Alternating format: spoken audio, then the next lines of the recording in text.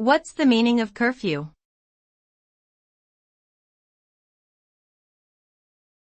Curfew.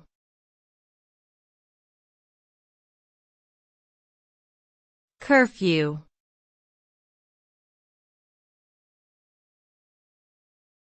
Curfew.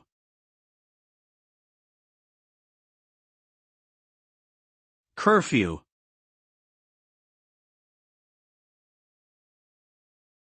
A curfew is a set time at which people must be off the streets and inside their homes. It is usually enforced by law enforcement agencies as a way to maintain public order or protect against danger. Curfews can be implemented during times of crisis, such as natural disasters or social unrest, or on an ongoing basis as a way to prevent crime or keep minors out of trouble. Failure to comply with curfew regulations can result in fines or even arrest, depending on the jurisdiction.